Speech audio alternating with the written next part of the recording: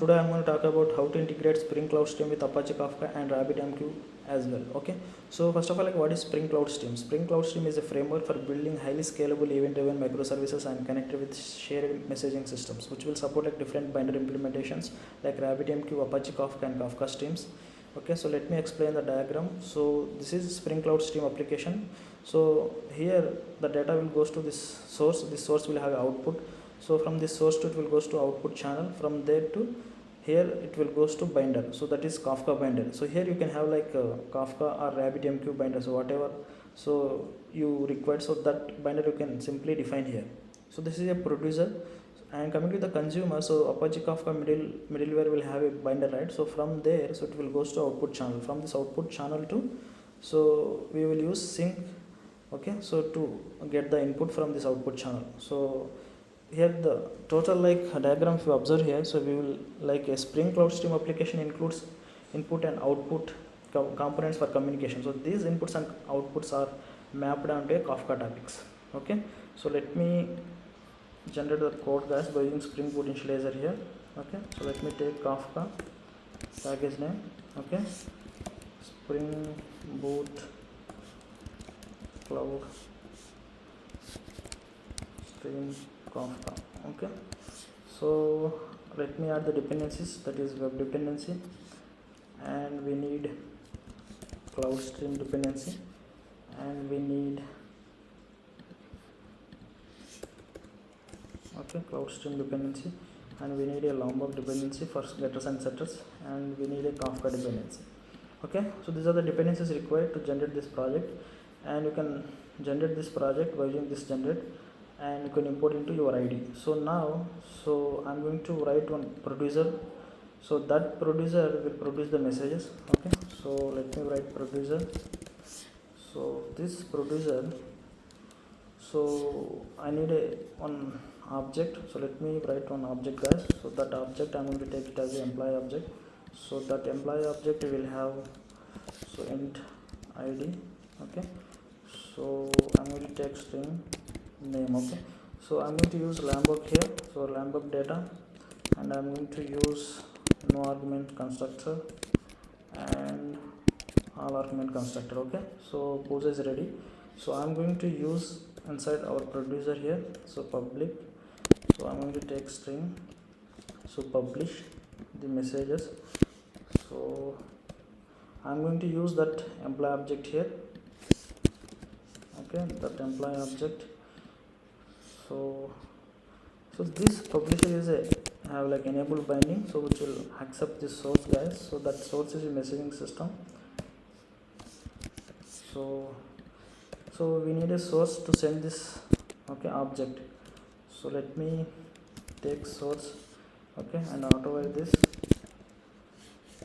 Okay, and so now I'm going to use this source. This source will have output, and I'm going to send this output. So and I'm going to build with message builder.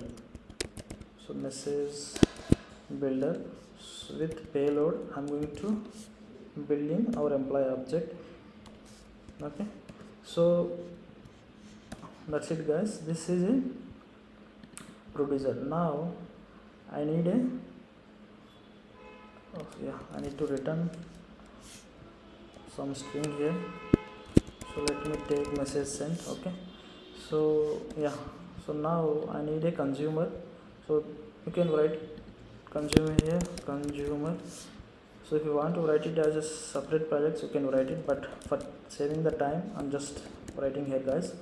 So I'm going to take consume message here. Okay, so I'm going to take employee object and just print SOT.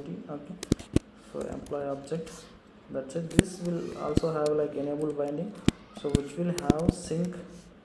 Okay, so this is also messaging, so this sync will have a input. So I need to listen by using stream listener here, guys.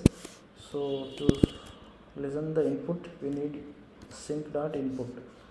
Okay, so that's it. This enable binding and sync and stream listener, so it's ready, guys. Now what I'm going to do is, so we need a one controller. So let me take this is as a controller, and let me add one endpoint.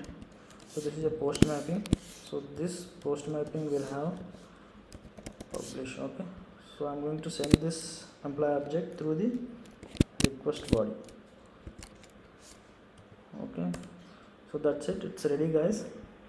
So the communication will happen throughout this input and output, okay, channel. So if you observe here, so we haven't specified any Kafka related code, but we just put only Spring Cloud Stream code. Then how this Spring Cloud Stream will connect with this Kafka, so that's we will add in application.aml file. So that is Spring Cloud Stream bindings, input destination and output destination. So I took one topic name, so these are two same for the input and output destinations. Okay, topic one.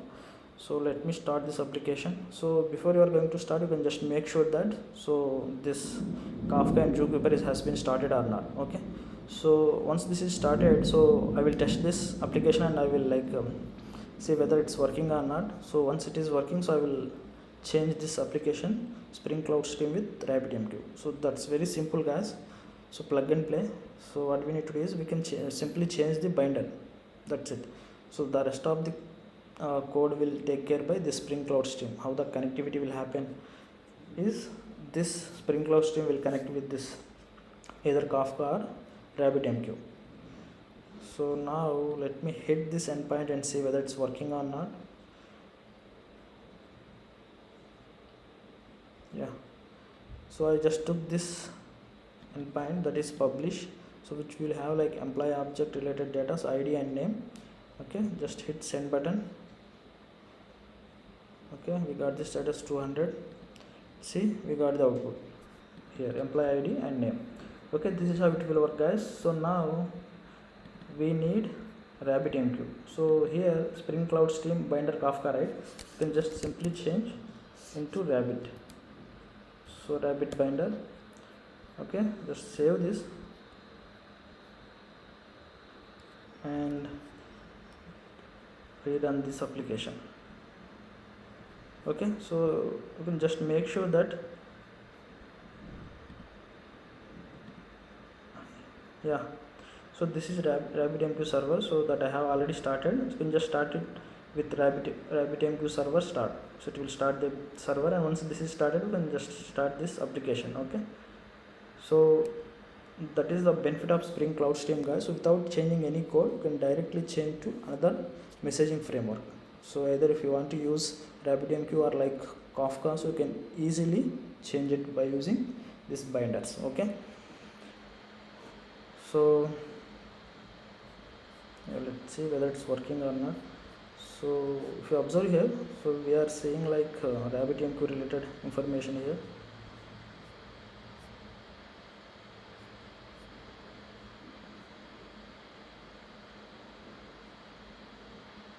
See here, Rabbit Exchange queue provisioner. Okay, so let me hit the endpoint and see.